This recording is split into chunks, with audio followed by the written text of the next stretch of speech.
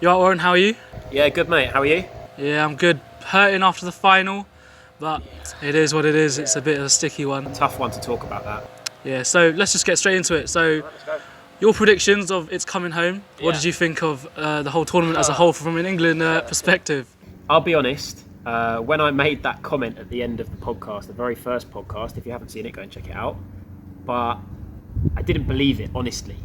I think the best thing about the tournament is it made me believe it actually was.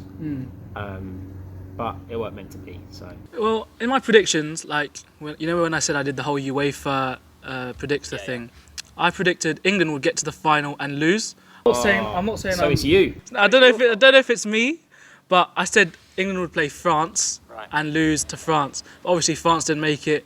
England made it, but I did predict that to be correct. But obviously, I didn't want that to happen. But I just thought it would. That's good.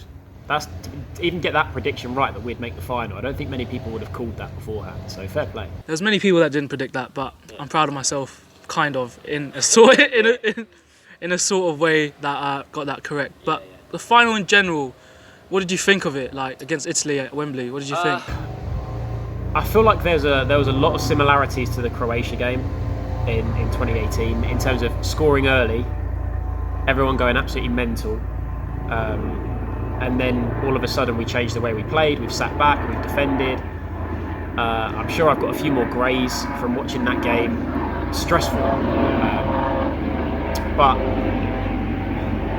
gutted, I guess. What did you think of the starting lineup Southgate picked? What do you think of that? Because I've got strong opinions on that. I'm not going to lie. I think the back three made sense. It worked against Germany. That's his go-to in the bigger games. The Italy wingers were their most dangerous players, so the back three helped. But I think that's the team I would have picked. I think that's the team you would have picked. Okay. Saka for Mount would have been what I'd have done. Saka for Mount. Okay.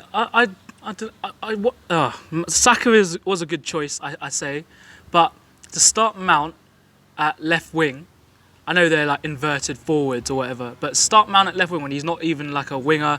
I'm not saying he's not quick, but I'm saying Mount should not have started that game if we have two defensive midfielders, because we have Sterling. Then I would have started Grealish personally in that, because I think going forward, England and Southgate, if Southgate's in charge, should build around Grealish. There's no player that plays for England like Grealish. Yeah. You can say Foden's like him. You can say any other persons like him. But Grealish gets the ball, gets fouls, carries the team forward like he does for Villa. I know it's not the same level, but he carries the team forward, and England should be building around him like that. And at some point, we need to go away from that back three and progress on the four at the back for every game, because we are one of the big nations in the whole world, really, in a football sense. So I do think we need to venture away from the back three being too defensive. We were too defensive, in my opinion. I think we were only too defensive once we'd scored.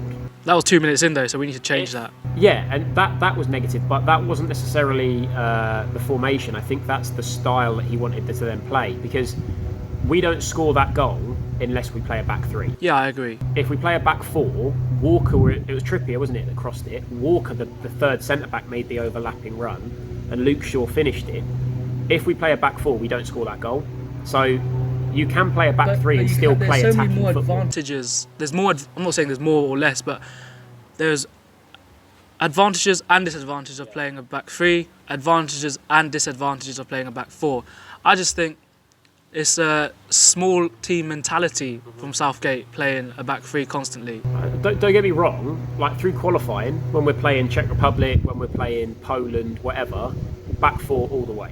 Like, we should not be playing a back three against those kinds of nations, but I do think it's nice to have that sort of alternative option that all of the players are comfortable playing. They've played it for years, it works. You know, we've got to a semi-final and a final, and I'm trying to think, the last World Cup and Euros combined, there's no other nation that has done that. Yeah, but some people would argue, I'm playing devil's advocate, obviously I want England to do the best as possible. Every time we've come up against a big nation in a major tournament, we've failed. Belgium, twice in the World Cup. I know Germany classified as a big nation, but they're in mega transition. Joachim Löw's going out, Hansi Flick's coming in. and then we lost to Italy. I'm not saying Italy are bad, but I'm saying obviously they're a big nation, and we just lose to them. So maybe we need to change the way we play. Like I said, Grealish, in my opinion, he's the guy to build around for the future.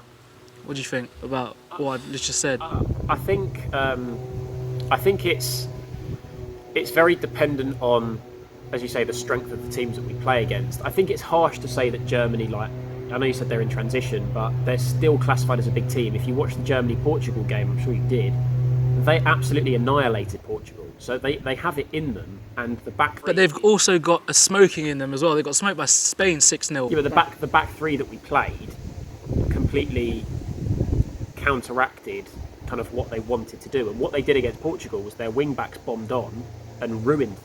We didn't allow that to happen because of how we played. We did get lucky. You know, Müller 9 times out of 10 scores, but that's football. I think it's unfair to say we can't beat the big teams. You've got to remember, I know Croatia aren't this mega team, but mentally they're the team that knocked us out of the World Cup.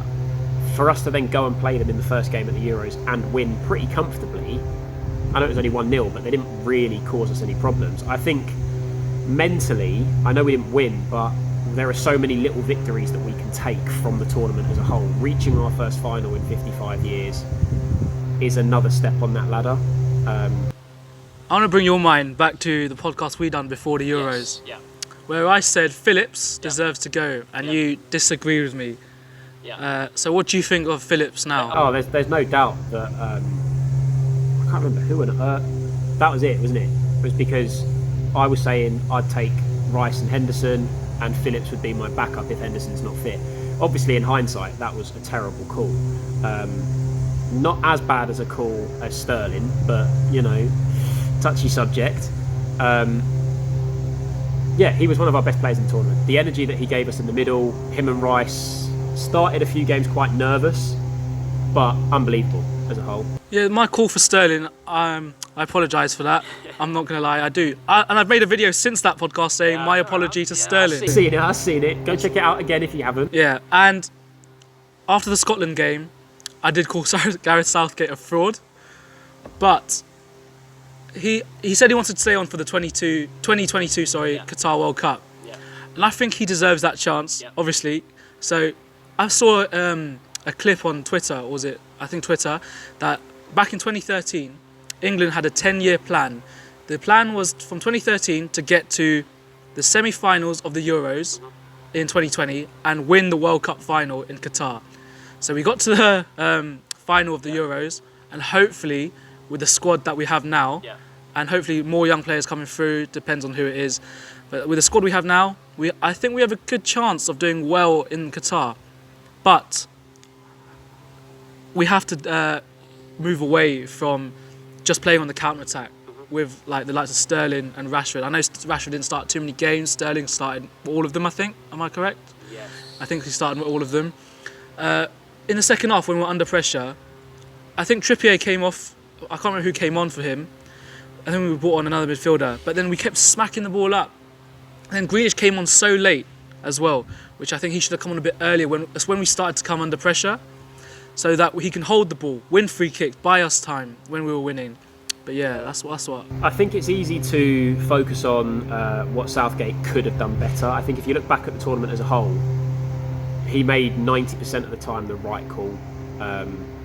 You know, sometimes it was play a back three. Everyone was up in arms saying he should have gone with a back four, and it worked. Everyone said, he should have started Grealish. He didn't, and it worked. Bringing Grealish off the bench when players are tired and he can go past them easier, it does work. I don't think Grealish should be an impact sub. As you say, I agree he should be one of the players we build around going forwards. But I think Southgate, absolutely, as you said, he deserves the right to lead us into the 2022 World Cup. And honestly, I think we go into it as one of the favourites. Looking at our last, 3 years, teams are going to want to avoid us. It's an interesting conversation to have about what team could go. 18 months or so. It's a whole other podcast. But I wouldn't be surprised if a lot of the same players went. You know, we don't have an old squad. Who's the oldest? Probably Henderson. Walker's 31. Henderson's probably older than Walker. Okay. Yeah. But Walker's got his pace, and I don't think he's going to lose that in 18 months. Henderson might be the one to miss out, maybe. I don't know who'd come in instead of him, but on the whole, we've got such a young squad. They're going to learn from this experience, and I think we are one of the favourites going into Speaking of a young squad, I'm not saying obviously smaller nations that don't have as many quality players. See Slovakia, I'm not obviously comparing us to Slovakia, but their Euro squad was basically identical to the Euro squad in 2016 when they were in England and Wales's group. So they had literally the same players, but they were just older. So that's why maybe they didn't do quite well. But obviously with a young squad like ours, I think we can really progress. Look at Bellingham, he's 17. Yeah. Look at Sancho, he's 21. Saka's 19. Yeah. And I think they can really progress in the next year and a half, because the World Cup's in December, am I right? Yeah. So, but yeah, I'm looking forward to that. But moving on to the actual game in the final itself, what do you think was the right call to bring on the likes of Sancho and Rashford for the penalties? It's easy in hindsight to say no, but at the end of the day, you've got to make the best call. At that point in time, we had quite a lot of tired players out on the pitch. Southgate's the one that's seen them in training, and they said they practice penalties a lot. Yeah. They try to recreate sort of stressful and tense situations in training. You can never recreate the exact moment. Obviously not, but just taking penalties casually is different to taking it with some element of pressure. So he's the one that's seen them, and we've all seen Rashford take penalties. I've not seen so much of Sancho. Rashford you would back as a penalty taker. For me, Rashford's penalty was... His best penalty that I can remember was against PSG. Oh, that was an insane night. From what I remember from that game, he didn't do any funny business with his run-up. He run up and he smashed the ball into the corner. I think he did stop. But he smacked it. Right. And I don't know whether it was a change in technique or that's what he's been practicing, but I never backed it. As soon as he started stuttering and circling the run, and from there I think it just causes pressure. So in your opinion, do you think Southgate made the right call? I do. I mean, it's easy to say no, but if they're the best penalty takers, you've got to have them on the pitch. Yeah, I 100% agree. Like Walker, he played 2 hours. His legs must be gone by the time the penalties would have come. But I definitely think Southgate, I know he's getting so much hate online for bringing on Sancho and Rashford, but I definitely think it was the right call to bring them on because they are fresh, and I think Sancho, I'm not talking about Sancho, but definitely Rashford is a penalty taker. Yeah, for sure. He takes them for United. But I think Rashford is a good penalty taker, although he's not the penalty taker anymore because Bruno is for United. But yeah, I do think Southgate made the right call, but I don't know if he made the right call about putting Saka as the fifth one. I think that very much depends on, in the moment, is he one of the better penalty takers? And obviously from training, apparently he is. And obviously Saka was happy to take one. I mean, we've seen come out since the game, Grealish wanted to take one. Yeah. He got a lot of stick. He's come out and said that he wanted to have one, which is good. We've got big personalities. Also, Roy Keane was saying how Sterling, he should have put his hand up for one. But I don't know if you agree with me on this. I don't think Sterling is one of the best strikers of the ball that we have. He's a very, very good player, but he's not his technique isn't the best compared to I know Rashford missed, but compared to Rashford, I think Rashford is a lot better at striking the ball, for example. So I don't think Sterling... I think maybe he should have been on the 6th or 7th one. If you look at the statistics, I think Sterling has taken a few penalties for Man City, and he's not got a good record. Grealish doesn't take them for Villa. Exactly. You've got El Ghazi. So it's a tricky one. He made the best decision he could. I think what we can both agree on is the abuse that those guys have had afterwards is unwarranted, unnecessary and horrific. Yeah, it's shocking. I saw the Rashford mural in Manchester that got vandalised, and then I saw they covered it up, and then today, it's Wednesday, so it's a few days after the final, it got restored, but then I saw all love comments to Rashford on it, and it's just... And you know what? That's what football is, and that's what football should be. Yeah. The minority that make these stupid comments and they should be punished and followed up on and banned from football because they do not represent us. They're not England fans, they're just there to cause trouble. Those 20,000 England fans before the game that tried to break into Wembley. They're not there to enjoy the game, they're just there to have a fight. Exactly, and it sounds silly to say that they're the minority, but for people that don't know, as much about football. It is the minority. The people that are in, say, Leicester Square littering everywhere, they're the minority. The majority of football fans are there to enjoy the sport and because they love the sport, and they're not there to abuse, racially or otherwise, the players that, let's be honest, they have been heroes for this summer. We'll remember. You look at Saka, he's only 19. What these people are probably in their like 40s and 50s racially abusing them. Yeah. I want them to think about what they were doing when they were 19, 20, 21. Because I bet you they were not doing anything as good. I know these are pro footballers. They were not doing anything with their lives at 19, 20, 21. I think we need to look at it, and the people that are making these comments are seeing them as footballers and seeing them as objects, and footballers are there in the public eye and they're there to be taken a swipe at. But at the end of the day, they're all human beings, and we've seen the emotions in them. I think there was images of Saka, hugging his mum in the crowd in tears afterwards, and the abuse that he's been given is horrendous for a 19-year-old kid. It's crazy. I mean, no one warrants it. Rashford, Sancho, no one warrants it. But because I bet you if Kane missed and Saka scored, obviously those guys that were racist to Saka wouldn't say anything. Do you know what? He'd get stick for missing, but his race wouldn't come into it. Exactly. And it never should. If you miss a penalty, you're going to get stick. When they did well when Saka's played well, he's English. When he's missed a penalty, he's just another black person. And I think that is unbelievable. The thing that a lot of these critics need to remember is that without immigration, I think there's only 2 England players out of that starting. Shaw, Stones. I think even Stones has some foreign heritage somewhere, but Kane. I can't remember which 2 it was. But there are only 2 players that don't have immigrants as close relatives, and we need to accept that and encourage it, and that's how our team is going to get stronger and end up winning tournaments. Not, all that's going to happen is people like Saka, they can either play football for England and get slated when we lose and get racially abused, or they can go and play for the other country that they qualify for. And then England aren't going to have any of those good players. Exactly, be seen as a hero. Because I recently saw Callum Hudson-Odoi. I think he's changed his nationality to Ghana. I think so. I think I saw that the other day. I might be wrong, but I'm pretty sure I saw that. So obviously he's a quality player, and if he got picked, missed a penalty, the same thing would happen to him than to Saka. When I saw Saka miss that penalty, my reaction's now on the screen. So when I saw Saka miss that penalty, the following morning when I woke up, I knew, not just Saka, I knew Rashford and Sancho as well when they missed. I knew all that hate would be coming on social media. Yeah. I just knew it. It's sad. It's very sad. It needs to be looked at, and obviously me and you talking about this isn't going to get the conversation going, obviously, but it's something that a lot of people that have bigger platforms are talking about at the moment. Is social media have to clamp down on this. Instagram, Twitter, any other social media sites. People are talking about you need ID to open an account, so you can't get all of these anonymous football accounts racially abusing people. I think that has to become law. That's the only way to kind of, try and tackle. The best person campaigning for this right now is Gary Neville. Yeah. He's an unbelievable person to be doing this. With the whole Super League thing, with the race thing, he's accusing Boris Johnson of saying it was okay for England fans to boo taking the knee.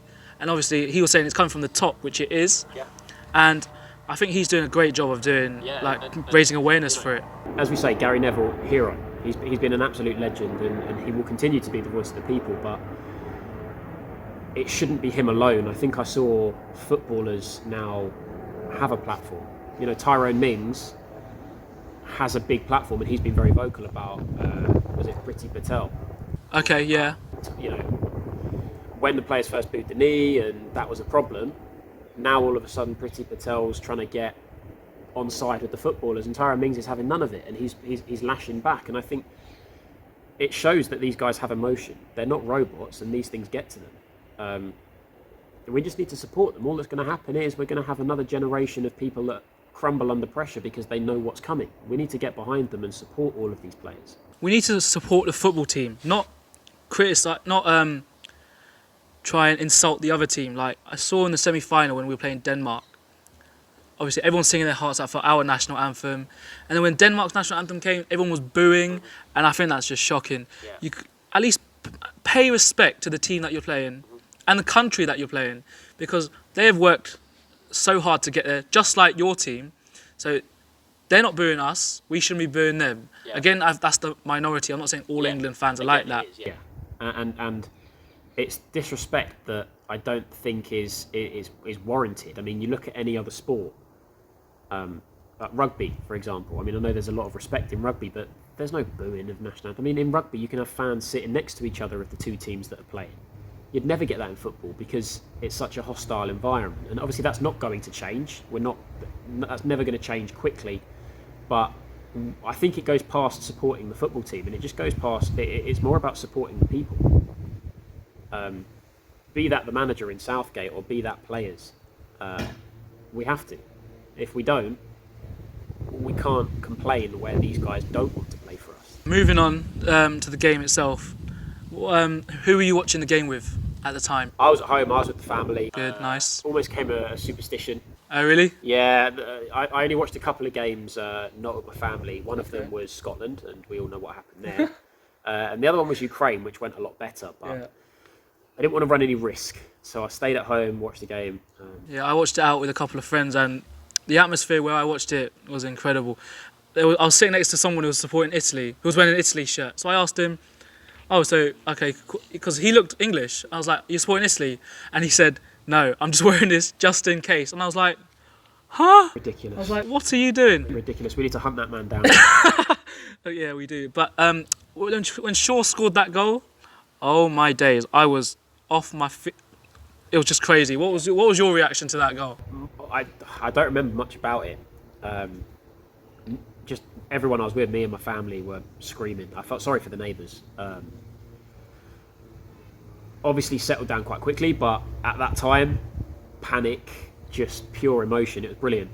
2 minutes in as well. It was, as you said before, A left back on a half volley. It was a beauty. And Luke Shaw's deserved that because he's had a really tough, I think, sort of 3-4 years. Especially with Mourinho. Mourinho was still talking about him earlier in the tournament where he's saying he doesn't deserve to be in the team where Chilwell deserved to start ahead of him. I know Chilwell won the Champions League, obviously, but I think Shaw has had a better season because Chilwell's been rotated in and out of the team. I don't know, who did you pick in the predictions? I honestly can't remember. I mean, we can flash up a clip now, but... Yeah, the clip will come up right now. Shaw at left wing back, the season that he's had's been unreal, and he's played consistently. Chilwell's been rotated constantly with Alonso. I think individually, you're right. Individually, Shaw has had a better season. As a unit, the Chelsea defensive unit was stronger, and that's why people might argue Chilwell was better. That's why they won the Champions League. But Shaw's been brilliant. He's one of the most creative players in the league this year. Good for fantasy points. Good for fantasy points. I'm not too bad at that. But yeah, you know, even in the tournament, he did get a couple of assists and he scored. So you know, he got that free kick for, was it whose header against Ukraine? Jordan Henderson. Was it? Maguire head, no? Was it? I'm pretty sure that was Henderson's header. He got. That's poor on our part. No, Henderson's was definitely the corner. Oh, was it? Oh, that I look like a fool now. I mean, Shaw could have taken the corner. I don't know. I don't know, bro. Anyway, we're not doing ourselves any favours here. But yeah, I thought we played well in the first half. Then obviously, Italy got back into it, and I thought the goal, Pickford's save from the goal, that was class. Massive shout out to Jordan Pickford, by the way. Like, he was one of the players of the tournament. I think Donnarumma. I think on the basis of that he got missed out. On the basis of the, penalty shootout, he made 3 saves in the final penalty shootout. I can understand why they went with Donnarumma, but Jordan Pickford was really unlucky, I think, to miss out.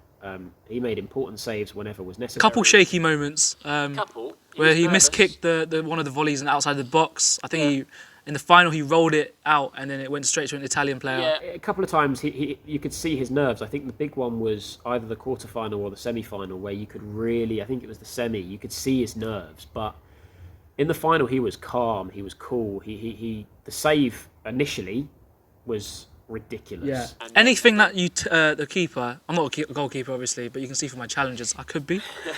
But you do say so yourself.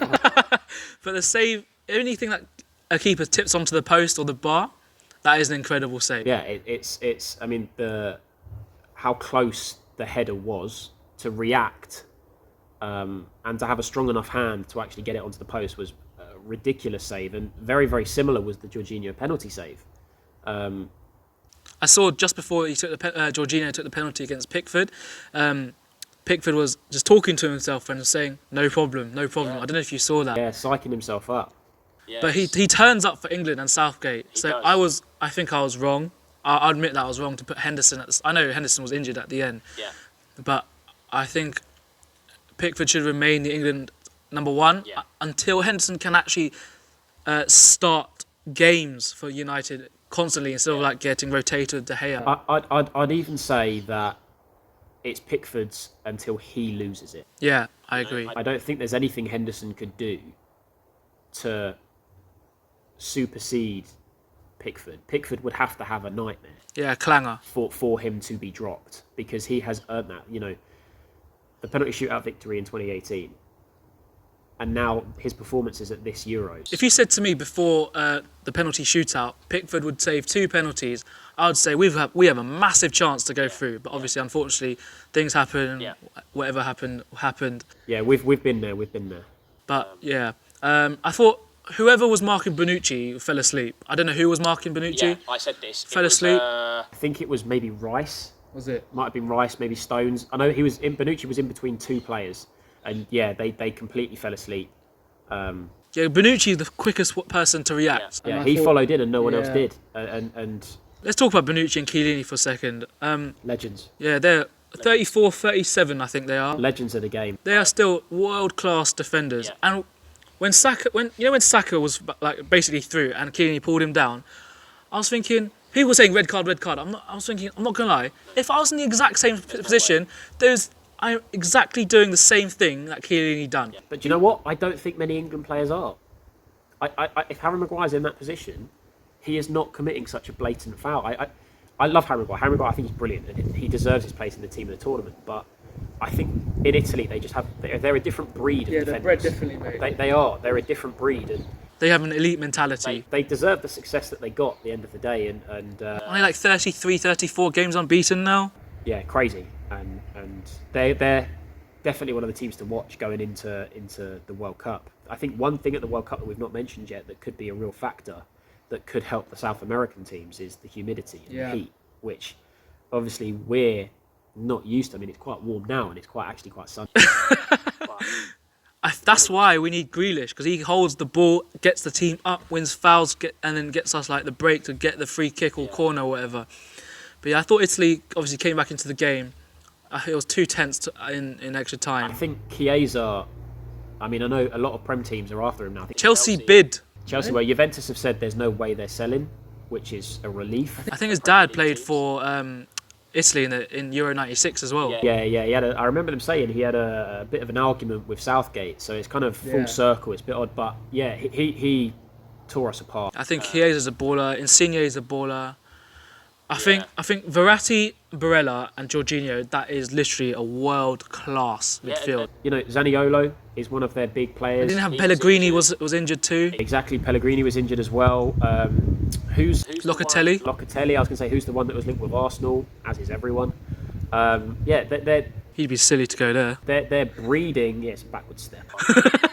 But he does play for Sassuolo, so I don't know if it'll be a Sideways step maybe, but it's you look across their team and the only position really where I'm looking at and thinking I'm not so sure is their fullbacks. I know Spinazzola was unreal, but Emerson's not that same quality. Yeah. He's Chelsea's 3rd choice left back, and their strikers on their day are unplayable, but I don't feel like they have their day enough. Yeah, Belotti deserves a move. I think Torino finished 1 place above the relegation zone, and he was their top scorer.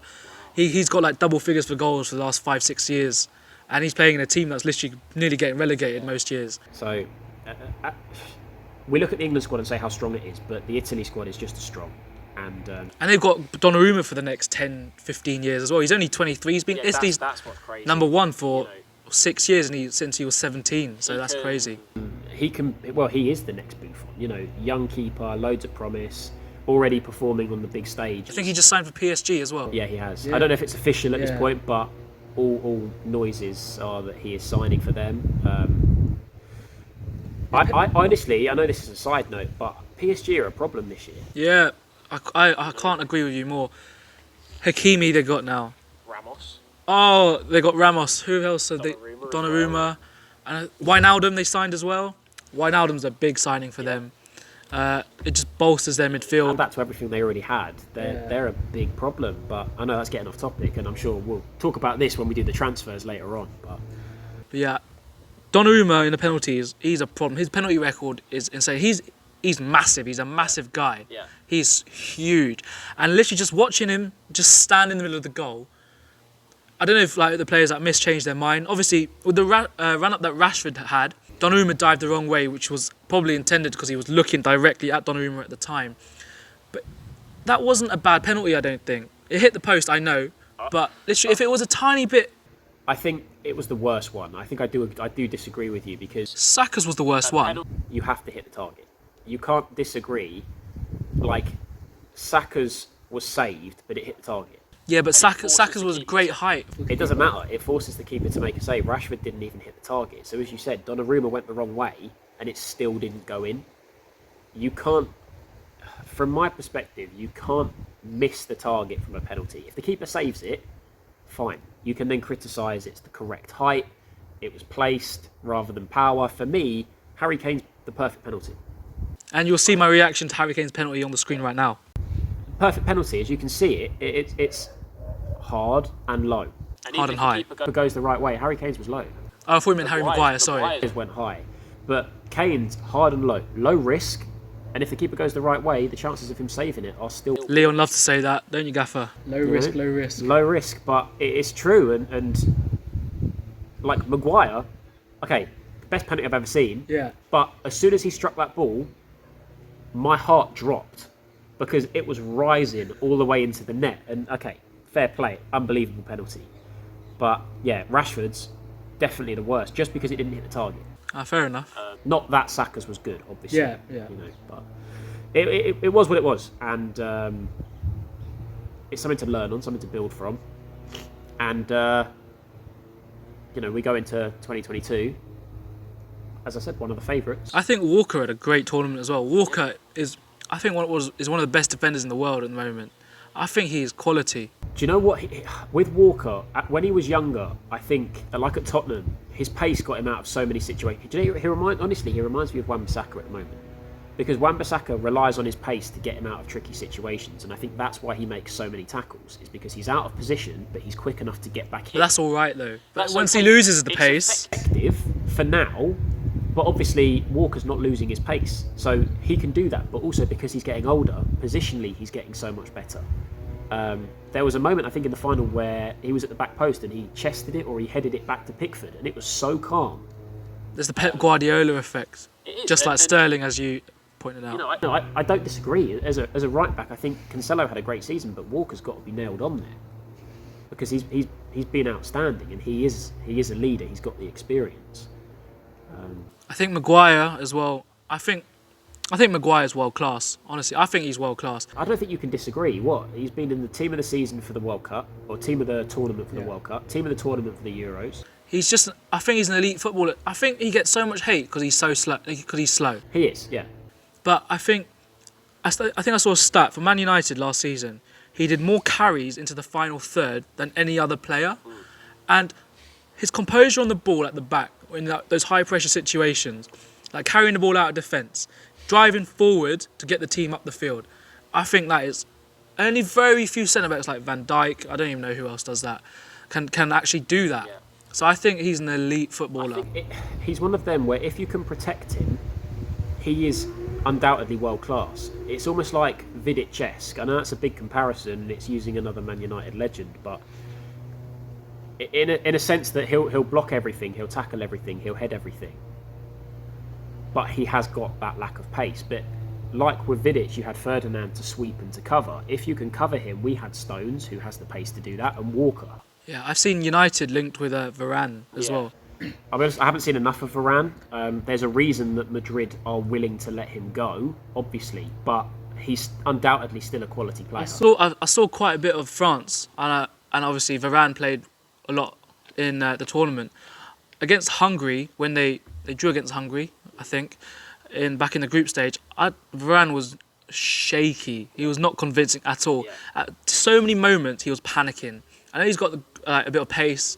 But I don't know if Varane's the guy that Man United need to partner This has Maguire. always been the question. This is why there's still question marks over Varane, because he's always had Ramos, and for my money, Ramos is, of all time, One of he's the one best, of the yeah. top 3, top 5 centre backs ever. So having that guy next to you is going to make you look good. I think we could defend next to Ramos and look good. So And you're a goalkeeper. exactly. So I don't know. There's still question marks about him. I think it would be a risk for United, and Yeah, it wouldn't be agree. cheap. Yeah. 60 mil plus, I think, Yeah. they're talking about. I think there are better options out there. Like a Jules Koundé from Sevilla. I don't know who else is available, but Alaba went on a free. Ramos went on a free.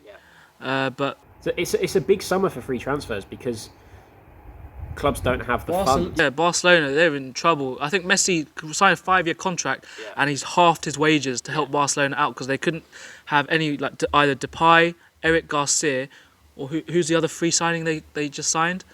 Aguero. Yeah. Oh God, racking my brain. Aguero as well. So they couldn't sign those players unless they needed to cut the wages. That's why they're letting players go. Smart though from Messi's team, because originally he was going to have just a renewal of his current wages for 2 years, and now what they've done is they've said, all right, well, half his wages, but we want a longer contract. So now he's going to end up with more money. Yeah.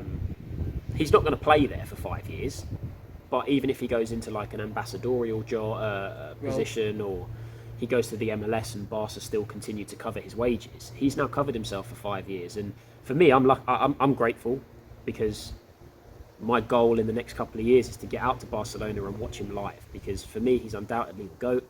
And I thought you were gonna say to play for Barcelona there. I was like, whoa, like Kodak's finest, yeah.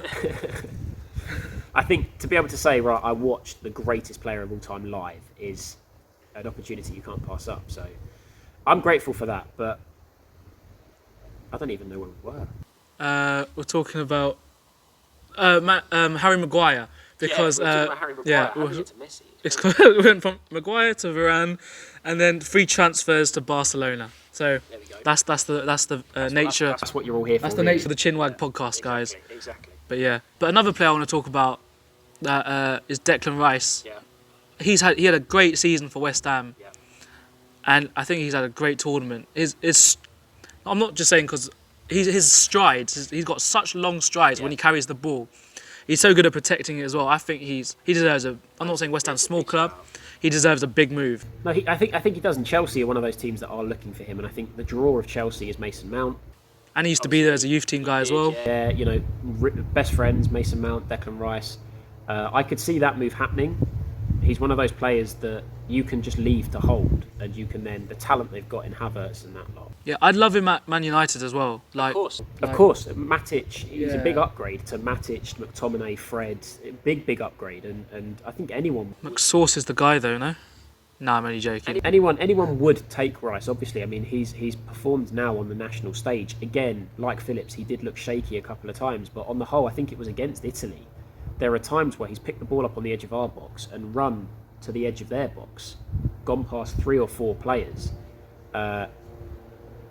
He's definitely deserving of a shout out, and obviously a big move. But I think what's amazing with this England team is there's no big club bias.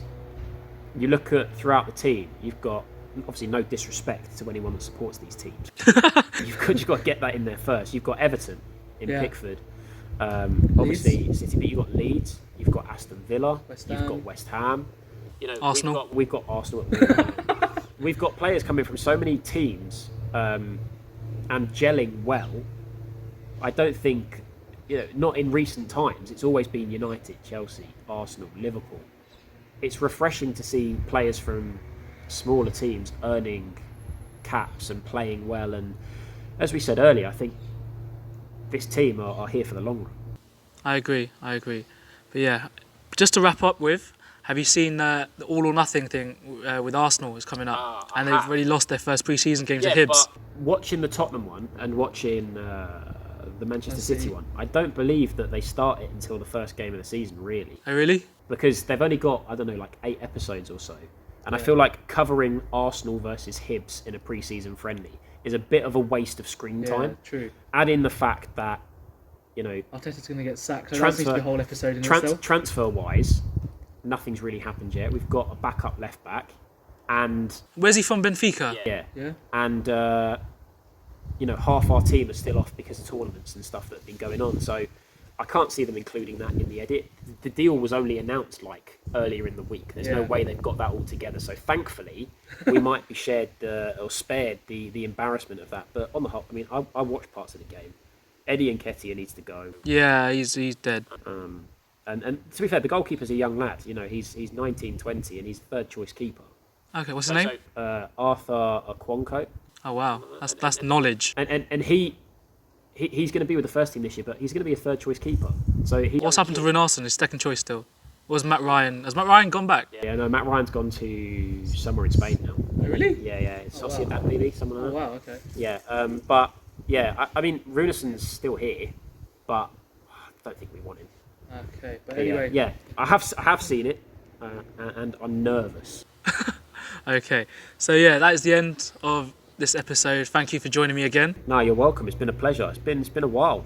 It has. So hopefully you'll join me back for some more transfers coming up. Oh, for sure. We've got transfers to talk about. We've got fantasy football to talk about, and obviously next season's predictions. That's true. But anyway, if you enjoyed this episode of the Chinwag podcast with myself and Warren again, don't forget to like, comment, and subscribe to my channel. And don't forget, I'll see you later for more. See you later.